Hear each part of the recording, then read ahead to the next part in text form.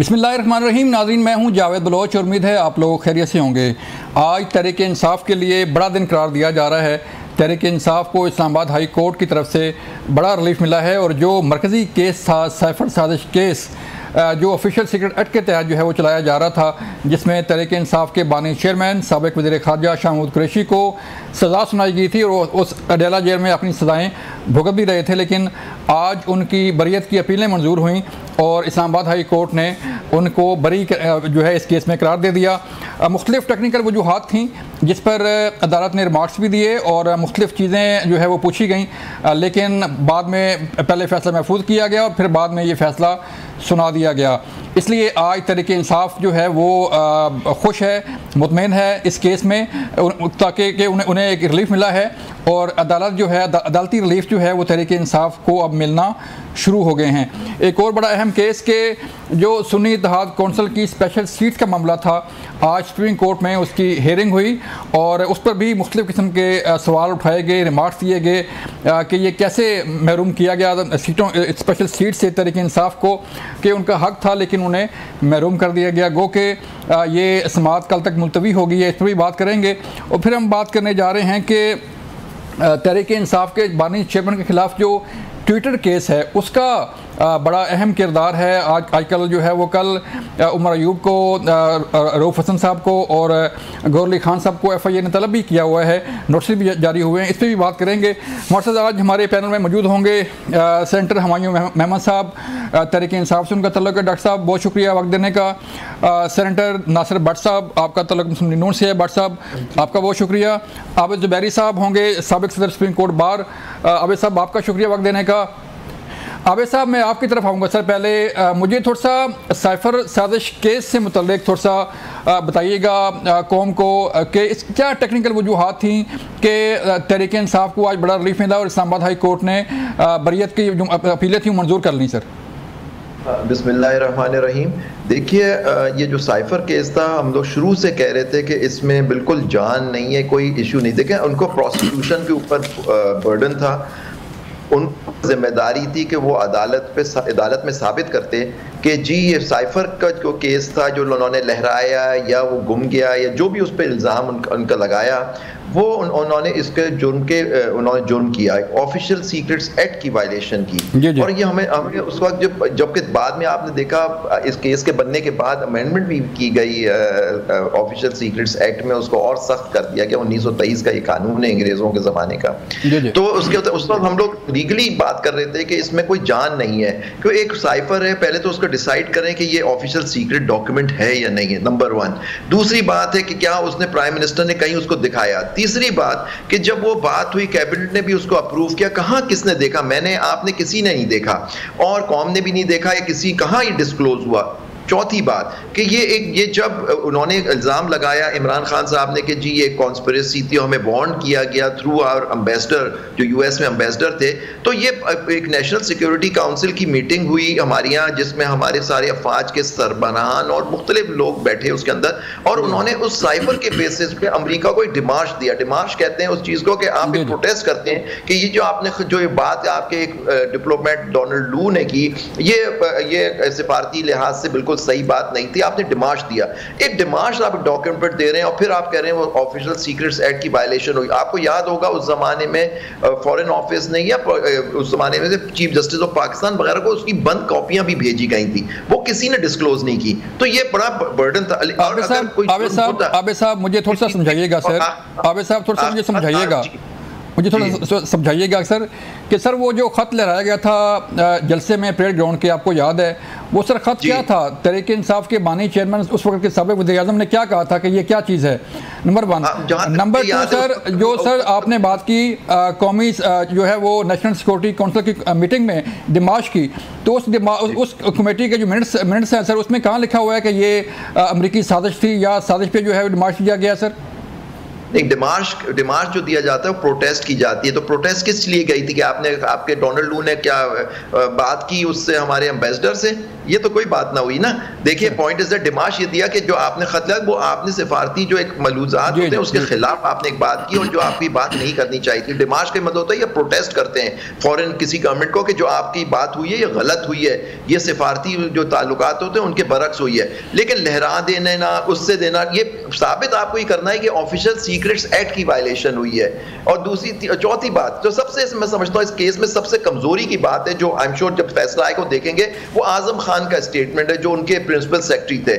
उनको 1 महीने के लिए गायब हो जाते हैं, फिर वो उनकी फैमिली पटिशन दाखिल करती है कि वो मिसिंग पर्सन हो जाते हैं। सडनली 1 महीने के बाद वो जैसे हमारे मुल्क में होता है वो बरामद होते हैं लॉन्डर होके, और फिर वो 164 का बयान रिकॉर्ड करते हैं कि हाँ ये मैंने खत दिया, वो गुम गया और शाह महमूद कुरैशी साहब को दिया। तो ये फॉरेन ऑफिस में आता है, फॉरेन ऑफिस प्राइवेसी, इसमें लॉ कौन सा वायलेट हुआ?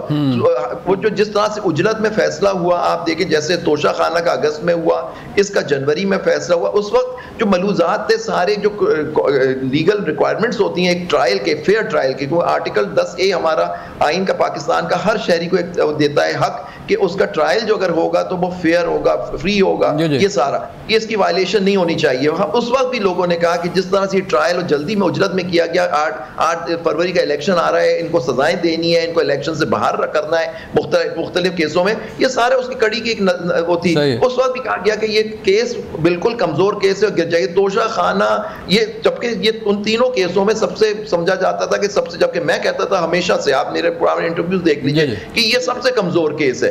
और लेकिन लेकिन वहां जो बात की जाती थी कि नहीं ये बड़ी हमारे अमेरिका से ताल्लुकात खराब हो गए, कौन से ताल्लुकात खराब हो गए? तो एक बात तो क्लियर हो रही है कि जिस तरह से जो सारी मूव हुई एक इलेक्टेड गवर्नमेंट के खिलाफ, और जो अब हो रहा है कि 47 की हुकूमत है, तो आप देख लीजिए तो कौन सी हालात ऐसे खराब हो गए कि उसमें सजा। अच्छा, और ऑफिशियल सीक्रेट्स एक्ट की क्या वायलेशन हो, और यही हाई कोर्ट ने किया है। और अगर किसी को इससे तकलीफ है तो वो अपील कर सकता है सुप्रीम कोर्ट। चलें मैं सर गवर्नमेंट से पूछता हूँ, अपना नासिर भट्ट साहब आप बताइए सर कि बड़ा रिलीफ करार दिया जा रहा है कि साइफर साजिश केस जो है उससे बरी हो गए खान साहब भी और शाह साहब भी, तो क्या बरी हो जाएंगे? कोई गवर्नमेंट का प्लान है कि उन्हें बरी कर दिया जाए, या कोई केसेस ऐसे हैं जिनमें वो अब भी उनको सजा है या वो बरी नहीं होंगे?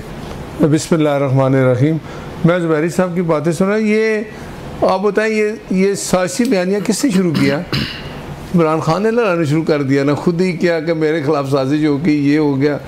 अब अदालत है, अदालत अगर इनके ऊपर केस बना, अदालत ने इनको रिलीफ दे दिया है, उस सज़ा को मुअत्तल कर दिया है।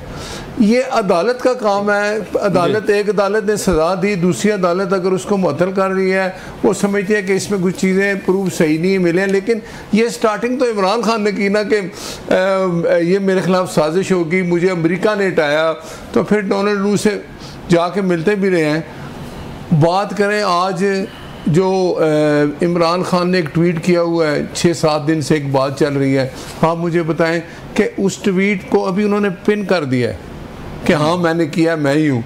इमरान खान जेल में बैठ के ये सारा कुछ जो कर रहे हैं, ट्वीट हुआ है इनकी इजाज़त से। और कभी कहते हैं अमेरिका से ऑपरेट हो रहा है, कभी कहते हैं कहाँ से, लेकिन ट्वीट का जो ट्विटर है उसका पासवर्ड मेरे पास है। अगर मैं समझूं कि ये गलत हुआ तो मैं उसको डिलीट कर देता हूँ, नहीं करता इसका मतलब है मेरी मर्जी है। तो ये जो तरीका अख्तियार किया हुआ इमरान खान ने, अभी ये मखसूस नशिस्तों का केस चल रहा है, मैं आपको एडवांस एक बात बताऊँ, फैसला जो भी आया, हम मानेंगे फैसला जो भी आया, इन्होंने फिर भी तनकीद ही करनी है कि गलत हुआ है, इनकी सीटें बनती नहीं है। आज तो जो है वो बड़ी तारीफ कर रहे हैं इस्लामाबाद हाई कोर्ट की।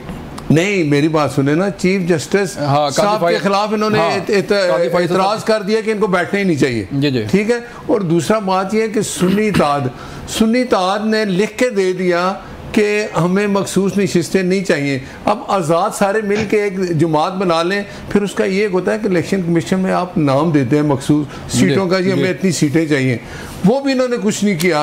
अब सुप्रीम कोर्ट जो फैसला करता है, ये पहले ही एक चीज़ पे तैयार है कि फैसला हक में आया, तब भी हम कहेंगे जी ये देखें हमने ही कहा था ना कि इस तरह हुआ, नहीं आया, इन्होंने तनकीद करनी है। तो इमरान खान अगर इस चीज़ पे आ जाए कि इस मुल्क को हमने ठीक करना है, जो मुश्किल हालात हैं, अपोजिशन अपना किरदार अदा करे। और मैं कहता हूँ कि एक पेज पे आ जाए।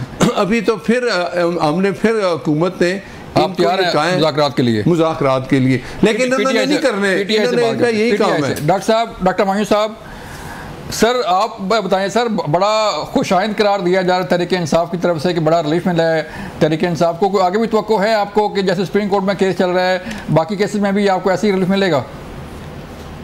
बिस्मिल्लाहिर्रहमानिर्रहीम, इय्याका नअबुदु व इय्याका नस्तईन। देखिए, इस तरह है कि जो लोग कहते हैं ना कि रिलीफ मिला है, मैं कहता हूं कि कोई रिलीफ नहीं मिला। अच्छा, मैं ये समझता हूं कि ये अदालत ने एक्नॉलेज किया है कि जो जुल्म हुआ था वो गलत हुआ था। उन्होंने उस जुल्म के एक चीज को खत्म किया है। ये कोई रिलीफ नहीं है। ये जो इमरान खान के ऊपर जाली 2 नंबर हुकूमत ने जाली 2 नंबर केस किया हुआ था, ये अदालत ने उसको एक्नॉलेज किया है कि ये गलत केस किया हुआ था, ये पॉलिटिकल केस था और ये सिर्फ और सिर्फ इमरान खान के डर की वजह से उन्होंने किया था। तो अगर आप इसको रिलीफ कहते हैं तो ठीक है, लेकिन मेरी नज़र में ये रिलीफ नहीं है। मेरी नज़र में ये उस जुल्म को रोका है। आप किसी को टॉर्चर कर रहे हैं, उसके बाद उसको टॉर्चर देना बंद कर दे। हम कहें यार मैंने तुझे बड़ा रिलीफ दे दिया, ये कोई तरीका है? इसको आप रिलीफ कहते हैं? ठीक है, मुझे एक ब्रेक के लिए कहा जा रहा है, यहाँ पर मिलते हैं ब्रेक के बाद।